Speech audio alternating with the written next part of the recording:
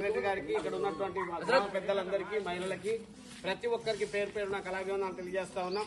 మేము జిల్లా కలెక్టర్ గారి ఆదేశానుసారంగా జిల్లా పౌర సంబంధాల శాఖ ఆధ్వర్యంలో తెలంగాణ సాంస్కృతిక సారథి కళాకారులుగా మన గ్రామానికి రావడం జరిగింది.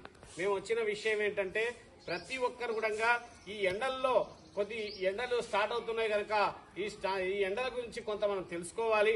ఎందుకంటే ఎండకు వెళ్ళినప్పుడు కంపల్సరీగా తలపైన ఏదో టవాలో లేదా కొంగో ఏదైనా సరే ఒక క్యాపో ధరించాలి. ఎందుకంటే ఎండవేడి నుంచి మనం రక్షణ పొందాలనే ఉద్దేశంతో మీ అందరూ కూడా తెలియజేస్తా ఉన్నాం. ముఖ్యంగా నీళ్లు కూడా ఈ ఎండలకి మన శరీరంలో ఉన్నటువంటి నీటి శాతం అంతా కూడా చెమట రూపంలో బయటకు పోతుంది కనుక ఎండకి మనం నీళ్లను శరీరానికి మళ్లీ మళ్లీ అందిస్తూ ఉండాలి.